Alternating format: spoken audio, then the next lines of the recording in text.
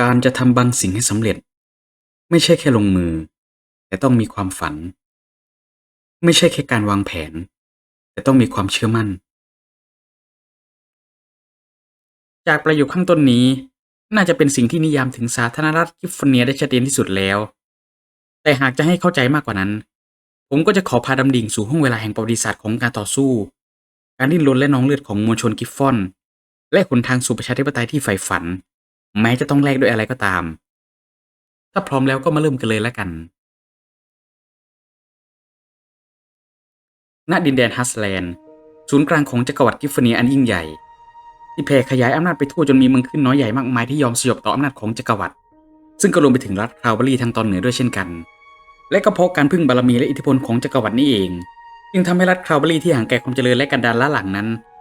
เริ่มเจริญรุ่งเรืองและเติบโตขึ้นมาได้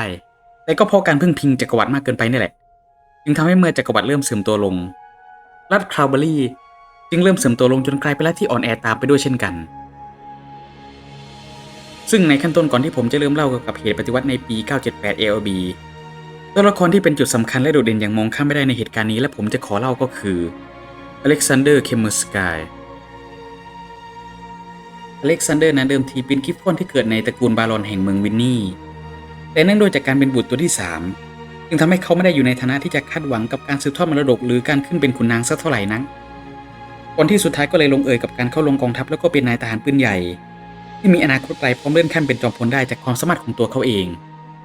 แต่เนื่องด้วยความเสื่อมโทรมและการกดขี่ต่างๆที่อเล็กซานเดอร์ได้พบเห็นในตัวเมืองนั้นจึงทำให้เขาเกิดความคิดแน่วแน่ที่จะทำการเปลี่ยนแปลงจักรวรรดิยึดอำนาจขุนนางเพื่อประโยชน์ของมวลชนอย่างแท้จริงนั่นจึงทำให้เขาวางแผนแอบปลุกระดมทั้งฝ่ายกองทัพและมวลชนด้วยเส้นสายและความสามารถในการพูดปลุกใจจนในที่สุดโอกาสทองก็มาถึงในปี 978 ALB ปีแห่งการขึ้นครองราชย์ของโกเวอร์ที่ 5 ผู้ทรงพะเยาว์โดยมีเหล่าขุนนางชักใยอยู่เบื้องหลังซึ่งเหตุการณ์นี้ก็ปลุกกระแสความเกลียดชังและการต่อต้านขุนนางจากหลายฝ่ายการเมืองที่รุนแรงมากรวมไปถึงทางกองทัพบางส่วนที่ก็ได้ทำการก่อกบฏและปลุกระดมมวลชนภายใต้การนำโดยอเล็กซานเดอร์ผู้เป็นหัวเรือใหญ่พร้อมสหายร่วมทัพผู้สนับสนุนอย่างเรนฮาร์ดซันเทลและครอสโรสวิงด้วยเหตุนี้มหานครกิฟเฟนไฮม์จึงถูกยึดได้โดยกองกำลังของมวลชนผู้โกรธแค้นภายในเวลาแค่วันเดียวเท่านั้นในขณะที่กองกำลังฝ่ายจักรวรรดิต่างพ่ายแพ้และหลบหนีไปยังรัฐสตรอเบอรี่กับบรอนซ์ฮิลล์ที่ยังคงจงรักภักดีต่อโกเวอร์ที่ 5 อยู่แต่จากเหตุความวุ่นวายนี้เองก็ทำให้เกิดกระแสการปฏิวัติที่ลุกลามไปทั่วทั้งทวีปกิฟเฟอร์เนียเมืองขึ้นต่างๆพากันแยกตัว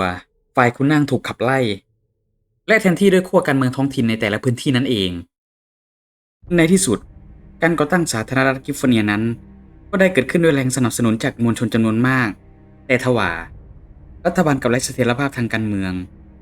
เนื่องด้วยขั้วการเมืองใหม่ๆที่ก่อตัวขึ้นมามากนั้นทำให้การต่อรองและประนีประนอมทางการเมืองนั้นทำได้ยากและเป็นไปอย่างทุลักทุเลแม้ว่าพรรคของอเล็กซานเดอร์นั้นจะชนะการเลือกตั้งจนขึ้นเป็นประธานาธิบดีตัวแรกของสาธารณรัฐกิฟเฟอร์เนียได้ก็ตามซึ่งในช่วงระยะเวลาเพียง100 วันแห่งประชาธิปไตยนั้นสาธารณรัฐกิฟเฟอร์เนียก็ถูกโค่นลงจากการโต้กลับโดยกองกำลังของจักรวรรดิอันนำโดยอาคอนอิลอสที่ 7และดัชชีแห่งสตรอเบอรี่ในปี 979 ALB นั่นเองทำให้ตอนนี้ทางเลือกเดียวที่เหลืออยู่ของรัฐบาลสาธารณรัฐก็คือการถอยให้ไกลจากเงื้อมือของจักรวรรดิเท่านั้นแต่พวกเขาจะหนีไปไหนได้บ้างล่ะทางตะวันออกก็มีพวกโพนี่ที่เป็นศัตรูกับกิฟฟอนอยู่ทางตะวันตกก็เจอกับอควาเรียที่เพิ่งฟื้นฟูสถาบันกษัตริย์ขึ้นมาจะหนีลงทางใต้ก็เต็มไปด้วยแนวป่าและขุนเขาทุรกันดารที่ยากจะผ่านไปได้ดังนั้นอเล็กซานเดอร์จึงหันมองขึ้นไปทางทิศเหนือและก็พบว่าตอนนี้รัฐคาวบารีที่อ่อนแอนั้นคือทางเลือกที่เหมาะสมที่สุดแล้วด้วยเหตุนี้จึงเกิดเป็นเหตุการณ์การถอนทัพทางไกลอันเรื่องชื่อของฝ่ายสาธารณรัฐนั่นเองโดยมีบางฝ่ายที่เลือกที่จะยืนหยัดอยู่บนดินแดนฮัสแลนด์หรือไม่ก็หนีทัพไปกบดานบนภูเขาคลิปเปอร์แทนและนั่นก็ทำให้ในท้ายที่สุดสาธารณรัฐกิฟเฟอร์เนียก็ได้ตั้งมั่นอยู่ในรัฐคาวบารีแต่เพราะทั้งความเหนื่อยล้าความสูญเสียความอดอยากรวมไปถึงความขัดแย้งภายในแต่ละกลุ่มทำให้กองกำลังฝ่ายสาธารณรัฐเริ่มแตกแยกไม่ว่าจะเป็นฝ่ายสังคมนิยมที่นำโดยเอสเปอร์ซิเกอร์ครอที่ก็แยกตัวไปตั้งนิวสกายนาเวียครอสโรสวิงก็แยกไปตั้งกองกำลังส่วนตัวทางตอนเหนือพร้อมกับเลนฮาร์ซันเทลก็แยกตัวไปตั้งกองโจรของตัวเองดังนั้นในขณะนี้จึงสรุปได้ว่าสถานะของสาธารณรัฐกิฟเฟอร์เนียนั้น เรียกได้ว่าค่อนข้างย่ำแย่และสิ้นหวังแต่ตราบใดที่อุดมการณ์แห่งประชาธิปไตยยังคงอยู่ความหวังแห่งความเท่าเทียมกันตามระบอบประชาธิปไตยก็จะคงยืนหยัดอยู่ต่อไปไม่ว่าจะต้องใช้เวลาอีกนานเท่าไหร่ในท้ายที่สุดการปฏิวัติเพื่อมวลชนจะต้องสำเร็จให้ได้ในวันใดวันหนึ่งนั่นเอง เอาละครับต่อมาก็จะเป็นข้อมูลพื้นฐานเกี่ยวกับ Giffarnia Republic นะครับซึ่งในขั้นต้นนี้ก็คือสำหรับ Giffarnia Republic ก็เป็นหนึ่งในประเทศที่มันคอนเทนต์มันก็ยาวนานแล้วก็มีอัปเดตมาเรื่อยๆนะคือก็เนี่ยก็จากตั้งแต่สมัยที่รูปภาพของอเล็กซานเดอร์ที่เป็นภาพปกเก่าจนอัปเดตมาเป็นอย่างนี้เนี่ยก็ถือว่ามาไกลมากแล้วก็ยังเป็นหนึ่งประเทศที่ค่อนข้างเพราะว่ามันค่อนข้างเล่นสนุกอยู่นะเพราะความท้าทายหลักของมันเลยก็คือการเผชิญหน้ากับตัวจักรวรรดิกิฟเฟอร์เนียแล้วก็การพยายามขยายดินแดนหรือสร้างพันธมิตรกับอาณาจักรเพื่อนบ้านในเริ่มต้นของ Giffarnia Republic นี้ก็จะมี National Spirit อยู่ด้วยกัน5อย่างซึ่งก็มีบัฟอยู่อย่างเดียวที่เหลือเป็นดีบัฟหมดบัฟอย่างแรกก็คือในส่วนของการดิ้นรนของสาธารณรัฐซึ่งตรงนี้มันก็จะช่วยในเรื่องของการป้องกันประเทศที่ค่อนข้างจะได้เปรียบหน่อยนิดหนึ่งส่วนที่เหลือก็จะเป็นดีบัฟหมดเลยก็คือมีตั้งแต่ในเรื่องปัญหาด้านความแตกต่างทางภาษาระหว่างพวกกิฟฟอนภาคกลางที่หนีเข้าไปแล้วไปเจอกับพวกกิฟฟอนภาคเหนือที่เป็นเจ้าถิ่นแล้วก็เลยมีปัญหาด้านการพูดคุยกันต่อมาก็จะเป็นพวกปัญหาทั้งกองโจรของนายพลซันเทลกับกองกำลังส่วนตัวของนายพลโรสวิงซึ่งตรงนี้ก็จะทำให้เรามีปัญหาในการถือกับพวกกองกำลังที่มันแบ่งแยกตัวเองอย่างนี้ที่มันจะคอยตอดทำให้เราไม่สามารถเก็บทรัพยากรหรือเกณฑ์ทหารได้อย่างดีมากเท่าไหร่นัก แต่ปัญหาสำคัญก็ยังไม่ร้ายแรงเท่ากับปัญหาในเรื่องของการขาดแคลนอาหาร ซึ่งตรงนี้นี่คือมันก็จะสามารถไปแก้ได้ในผ่านทาง National Focus ซึ่งเราก็ต้องพยายามทำแล้วก็ไปไล่แก้ปัญหามันขึ้นอยู่กับว่าเราจะเลือกสายไหนแต่ถ้าเราแก้ไม่ทันนี่ก็มันจะเป็น debuff ที่ค่อนข้างจะร้ายแรงมากจะทำให้คือการที่จะสร้างกองทัพการที่จะสร้างความมั่นคงโรงงานต่างๆพวกนี้มันจะล่าช้าไปมากและอาจจะทำให้เราไม่ทันเกมกับพวกทาง Giffarnia พวกนี้ที่มันจะรุกเรามาแน่นอนและในอนาคตต่อมาในส่วนของโฟกัสทรีนี้ก็จะมีคือเอาจริงๆมันจะมีแบ่งเป็น3สายหลักแต่ถ้าให้มันง่ายต่อการที่จะผมอธิบายผมขอแบ่งเป็น2สายแล้วกันเพราะความจริงเลยนะ Giffarnia Republic เป็นหนึ่งในประเทศที่มีสายการเล่นที่ค่อนข้างมีปลายเปิดที่ค่อนข้างเยอะมากซึ่งก็อย่างในโฟลว์ชาร์ตนี้เลยแล้วกันนะ เอาล่ะสายการเล่น2สายหลักที่ผมแบ่งไว้ในอย่างที่พูดไว้ข้างต้นมันก็มีตั้งแต่คือการสนับสนุนกับตัวท่านประธานาธิบดีหรืออเล็กซานเดอร์ต่อหรือไม่ก็ตามการพยายามที่จะโค่นล้มอเล็กซานเดอร์ซึ่งสำหรับการโค่นล้มอเล็กซานเดอร์นี้ก็จะมีเป็นในส่วนของทั้งนายพลซันเทลกับนายพลโรสวิงที่ก็อาจจะมันจะมีให้เลือกเลยว่าเราจะสุดท้ายจะให้ใครขึ้นมาเป็นแต่มันก็จะเป็นการกำจัดฝ่ายประชาธิปไตยไปหมดเลย แต่ถ้าเราเลือกมาซัปพอร์ตประธานาธิบดีอเล็กซานเดอร์มันก็จะมี2สายก็คือการประนีประนอมกันเองระหว่างนายพลหรือไม่ก็ไปปฏิรูปกองทัพในประเทศให้มันเรียบร้อยไปเลยซึ่งตรงนี้มันก็จะทำให้มันมีแตกไป2สายว่าตัวอเล็กซานเดอร์นั้นจะเลือกที่จะเป็นประชาธิปไตยแบบเต็มรูปแบบคือเปิดให้มีการเลือกตั้งแบบอิสระเสรีให้แต่ละพรรคการเมืองนั้นคือสามารถเข้ามาลงแข่งการเลือกตั้งแล้วก็ดำเนินนโยบายตามที่เสนอไว้อะไรพวกนี้เป็นต้นหรือไม่ก็เลือกที่จะสืบทอดอำนาจต่อไป ซึ่งตรงนี้นี่มันก็จะมีโอกาสนะว่าคือหลังจากที่เราสืบทอดอำนาจจนการปฏิรูปการพัฒนาการอะไรต่างๆเสร็จเรียบร้อยแล้วเราจะไปต่อหรือพอแค่นี้ซึ่งโดยหลักๆถ้าเราพอแค่นี้มันก็จะเป็นการเปิดทางให้กับพวกนักการเมืองพวก Gifford รุ่นใหม่ให้ขึ้นมาปกครองประเทศแต่ถ้าเรายังคงอยู่ต่อ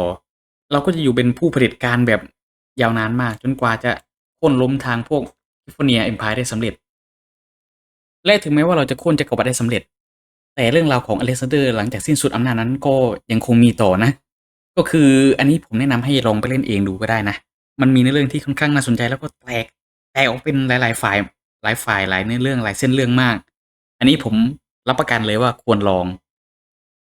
เอาล่ะต่อมาก็จะเป็นการรับมือกับทางจักรวรรดิกิฟเฟอร์เนียแล้วกันนะซึ่งจักรวรรดิกิฟเฟอร์เนียนี่ผมบอกเลยว่าเป็นหนึ่งในประเทศที่เราอาจจะรับมือได้ค่อนข้างยาก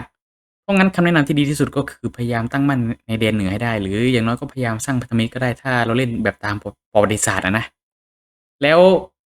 พยายามใช้ในเรื่องของภูมิศาสตร์ให้เป็นประโยชน์อย่างถ้าเรายึดทาง Sun Striker ได้เนี่ยเราจะได้แนวเขาที่เป็นเหมือนกับกำแพงสำคัญที่จะคอยป้องกันแล้วก็ล่อให้จักรวรรดิมาติดกับได้เยอะมากเพราะเห็นอย่างที่เห็นเนี่ยคือมีพวกเป็นแนวช่องเขาที่เราสามารถคือใช้ทั้งกันทั้งตัดทั้งดักอะไรต่างๆได้ ส่วนแนวรบที่เหมาะสมที่จะตีเข้าสุดคือผมว่าจะยึดคือเลือกพยายามปิดทางท่าเรือตรงนี้เอาไว้ให้ได้ Rotterdam ตรงนี้แล้วก็พยายามคือไล่เนี่ยตามแนวแม่น้ำไล่คือเข้า Strawberry เข้าไปสักระยะหนึ่งเพื่อให้กองกำลังของจักรวรรดินั้นถูกต้อนขึ้นทางกองภูเขาทางนี้แล้วจากนั้นก็ค่อยทยอยบุกเข้าแดนกลางคือทำไงก็ได้พยายามยึดเมืองหลวงให้ได้ที่สุดเพราะถ้าเรายึดเมืองหลวงได้เราก็จะได้ตัดกำลังทั้งในส่วนของด้านอุตสาหกรรมด้านการผลิตกองทหารต่างๆที่ค่อนข้างเยอะมากแต่ถ้าจะปั๊มทหารนี่ผมแนะนำคือปั๊มทหารปืนใหญ่ดีสุดเพราะอย่างน้อยก็คือเราจะได้สามารถตีฝ่าแนวพวกกองทหารอัศวินหรือกองรถถังของพวกจักรวรรดิได้พวกนี้มันบัฟมันจะค่อนข้างเยอะอยู่แล้วในท้ายเกมอะนะ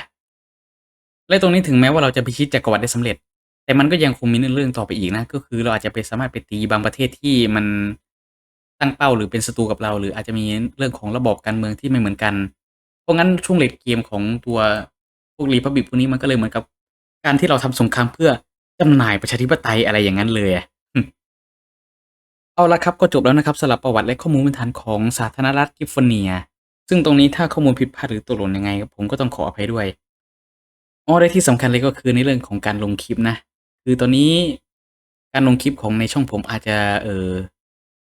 ช้าลงหรือยืดลงไปอีกอันนี้ผมก็ต้องขออภัยด้วยจริงๆความจริงมันก็นะสำหรับผมมันก็แค่งานอดิเรกแล้วด้วยตอนนี้คือผมก็ไม่ได้อยู่ในสถานะที่จะขยันทำคลิปเท่าไรอันนี้บอกตรงๆเลยแต่ถ้าได้ทำนี่ผมก็จะพยายามทำคลิปให้ดีที่สุดแล้วกันนะเพราะฉะนั้นเนื้อหาในคลิปนี้ผมก็ขอจบลงแต่เพียงเท่านี้นะครับขอบคุณครับ